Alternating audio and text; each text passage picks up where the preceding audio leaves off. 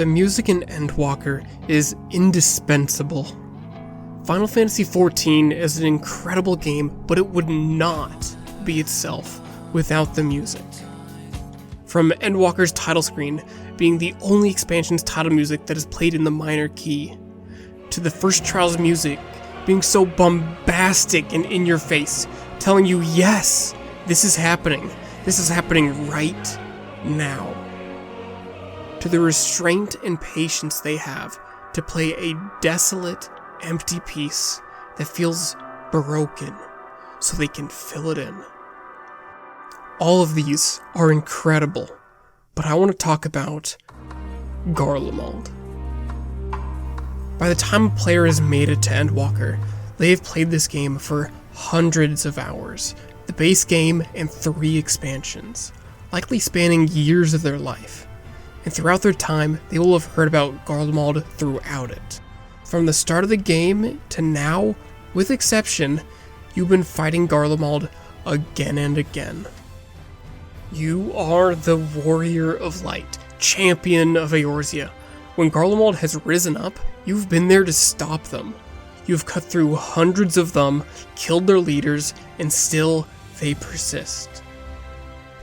When will we be able to go to Garlemald to end it? And here we are, in all of Garlemald's glory, in all of Garlemald's broken pride. I knew eventually we would make it to Garlemald. I never thought we would be here to save it.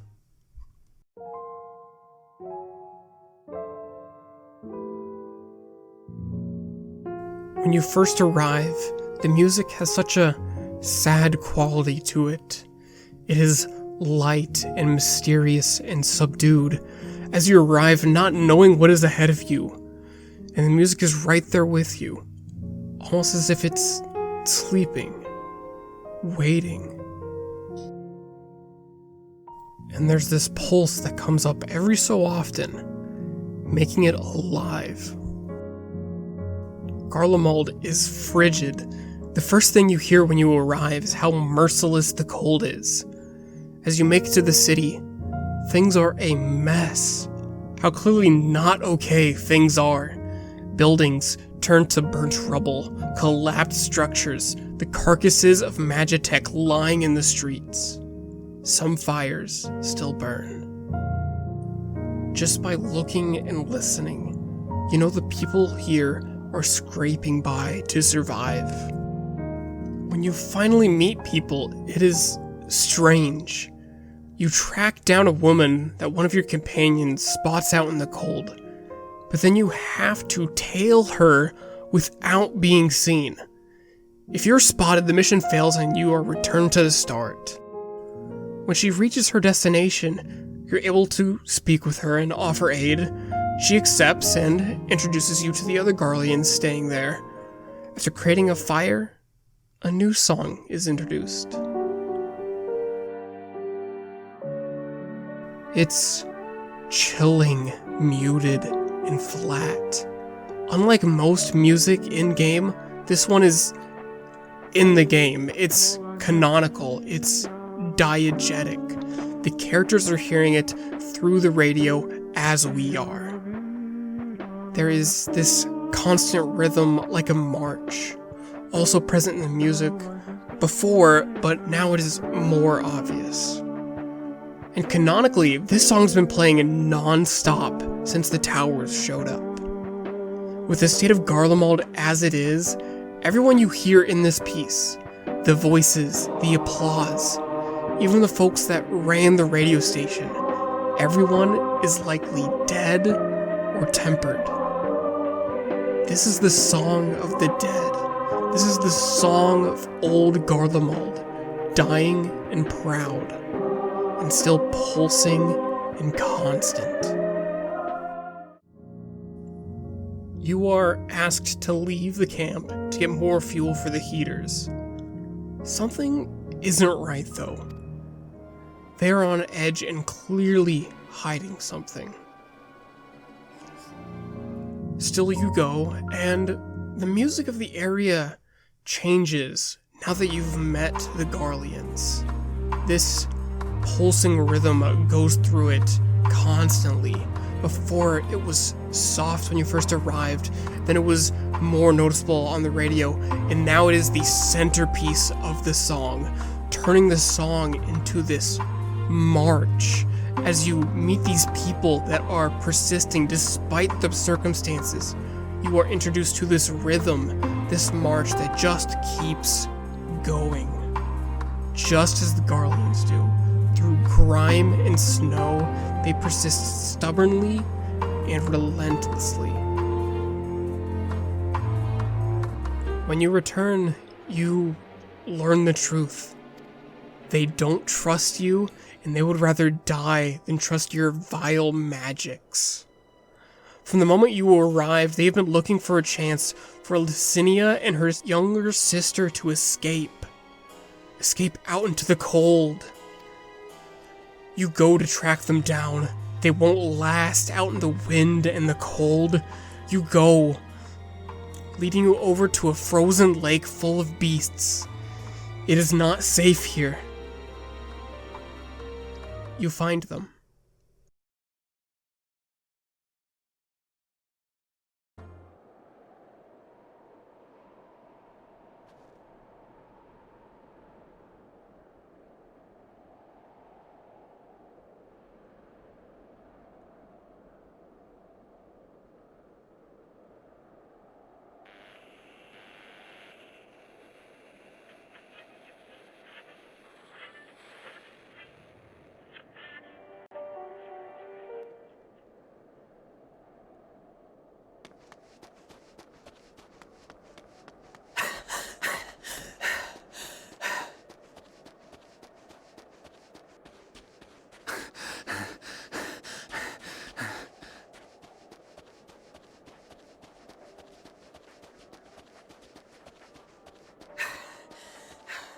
Blood trail. We found one. They were attacked.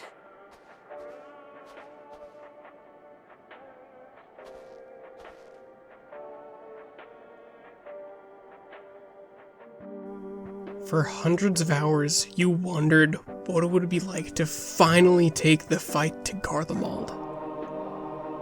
And now you are here to save it, and you are feared and rejected, to the point of death. They would rather risk or accept death than trust you. And as you listen to the dead voices of Garlemald, you ask, what if we are just making it worse? You came here to save them. You failed. As your character listens to the dead Garleans applaud, it feels sick. You are introduced to this song around those planning to betray you as they refuse to trust you, and it returns amidst this tragedy. You are the Warrior of Light, champion of Eorzea. When Garlemald has risen up, you have been there to stop them. You have cut through hundreds of them, killed their leaders, and still they persist. And now you are in Garlemald to end it. And still, they will persist. How could they not be afraid? You might be known as a savior in Eorzea, but you are also a destroyer. And for years, as you thought how you would stop the Garlean threat, they thought about how they would stop the Eorzean champion. And here you are. You never thought you would be here to save them, and neither did they. They may not know how they will make it to tomorrow, but they know you are the enemy. Whether they recognize you or not, they know Eorzea is the enemy. And so, just like the music, they will march on, they will persist, no matter the hardship. Like links in a chain, they will fight and die together. But you are relentless as well. You and your friends will persist. You didn't come here for it to be easy or to be thanked. You came here to save people.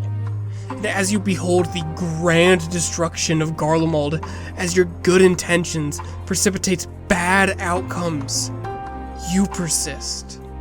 As you listen to the sounds of the dead and gone, out in the frigid cold, you persist. They had nothing, but they took the radio with them. They held on to old Garlemald as it had always been there to protect them. You give them a proper burial. If only you could have given them more. You return to camp and find the radio was actually the reason they survived this long. As the towers rose up, the aether in the radio was able to shield those around it from being tempered. The voices of old Garlemald have actually been protecting them. You share what happened with a friendly Garlean who agrees to talk with the ones left behind. Maybe he will be more successful. You are interrupted by a Garlean attempting to steal supplies from the camp. After some negotiations, he agrees to take 3 people to his commander to sort things out. We are brought into a subway and meet Legatus Quintus of the 1st Legion of Garlemald, who recognizes you on the spot and refuses your aid, stating that conflict is inevitable and he will not put Garlemald into debt to its enemies. As you are allowed to walk around the camp, you find another radio playing. As you see what dire straits they are in, many are injured or hungry, all are cold. However, none are glad to see you. Many are angry and hostile to you. Some have even encountered you before. You have to scavenge some fuel. The heaters are starting to run dry and the cold is merciless. However, when you return with the fuel, Quintus commands them to put it in the armor and to imprison your friends. But, sir, what about the heaters for the camp?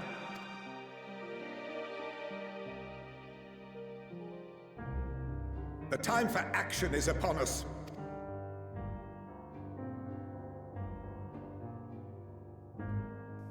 They ask your company to leave all their supplies and leave immediately. Demands. And you forgot about the airship. And yet, your friends are sprung free and the deal goes south.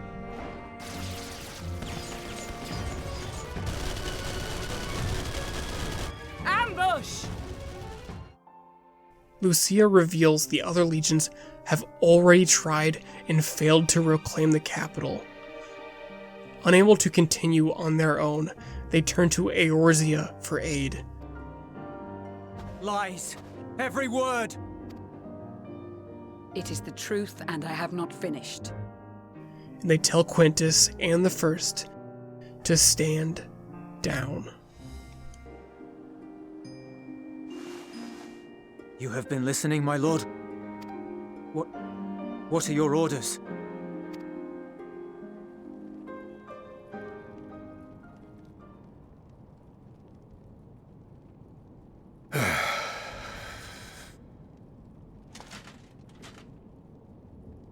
Inform her that we will honor the 10th decision.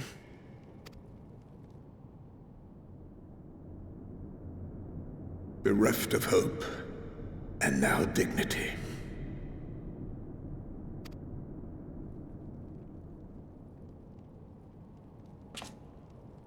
I release you from your duty.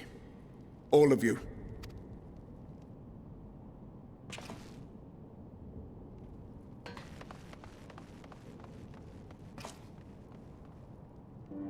I take solace, your radiance, in the knowledge you are not here to witness our debasement. 'Twas a grand, glorious dream we shared. Of a world united, of peace and prosperity.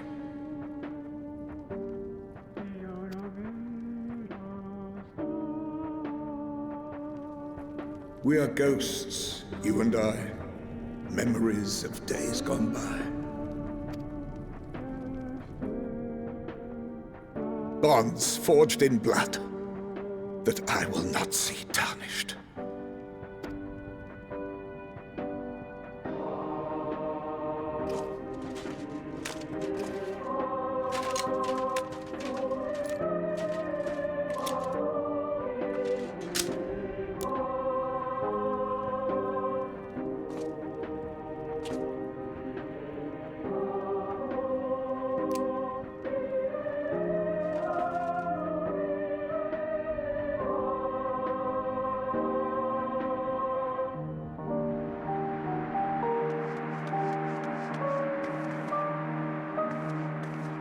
Quickly!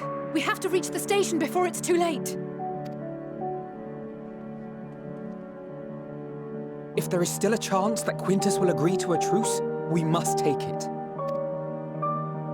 I just hope we get there before he and his men do something rash.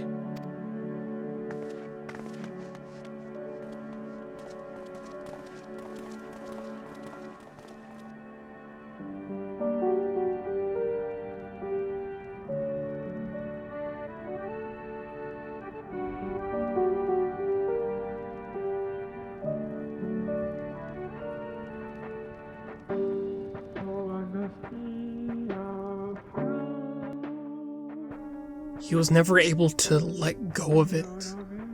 The conquest, the glory, the pride, the independence, the security. He is a ghost of the past, and he knows things have changed, and he will not change with them. He relieved his men of their duty to not be bound to him or his fate. And as he doesn't let go of the past, the radio plays again. The sounds of the dead, old Garlemald. With a death grip, he will see Garlemald as it was. Yet even a Legatus is helpless to change. The radio song is old Garlemald. It has seen these people through their lives, but things have changed. Throughout the game, they have been so immensely strong for so long. You have fought them again and again, and even the Eorzean Alliance couldn't defeat them, only stop their march.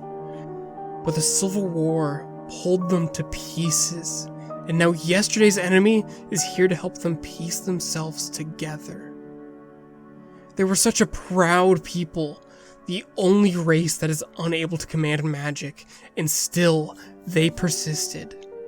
It's humiliating to suddenly be dependent on someone, especially those you have spurned. But they persist. And as the sound of the radio dims, we hear the march of Garlemald, constant and persisting. They will keep going through grime and snow. If you go down into the camp, the radio is gone. You will not find the song it sings. Old Garlemald is gone, despite the great efforts otherwise. When you reach them, it is far too late for Quintus, and while some still won't accept help, many just want to live. Finally, we get to do what we came here to do. You make your way back to the camp. The music is entirely different.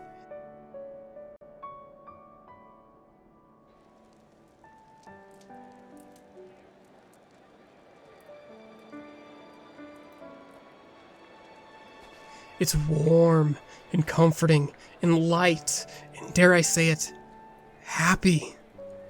After being in the frigid cold for so long, after listening to the heavy marches, it's warm. After listening to the sounds of the dead and feeling helpless, now things are good. Let us hold on to this small victory.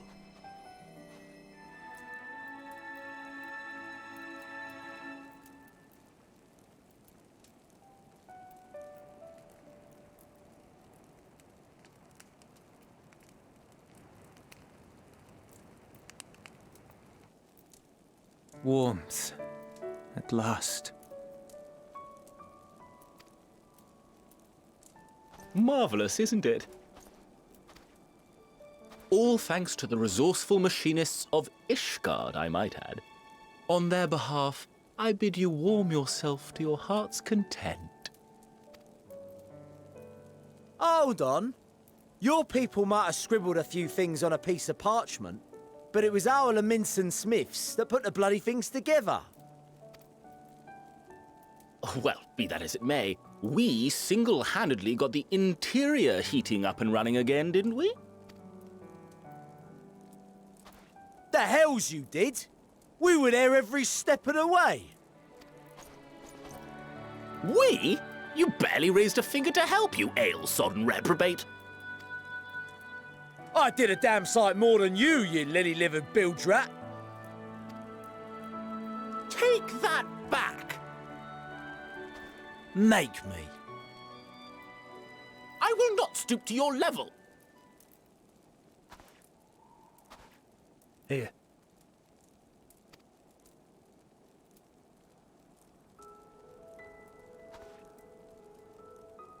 At ease, man. There's nothing funny in it.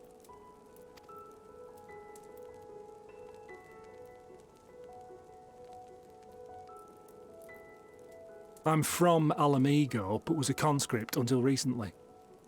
Used to eat this with the officers. Apparently, it's adapted from a steppe recipe. This is my first time trying it, and I have to say, it's not half bad. It's a bit too flavorful for my liking. Perhaps compared to what you're used to.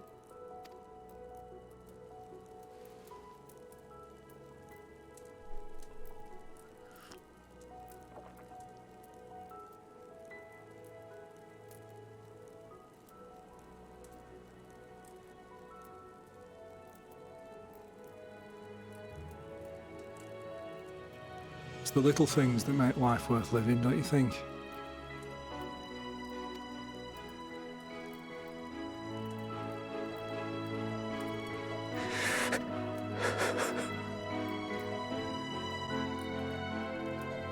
Right near the start of Endwalker, it has you slow down and walk. Before you go to fight the gods and defy the stars, look at how powerless normal people are in dealing with any of this. It wants you to feel powerless and everything that comes with it. Why continue on? Why persist? Endwalker is incredible, and Garlemald is where it brings you down to earth to ask you questions and experience the march of survival.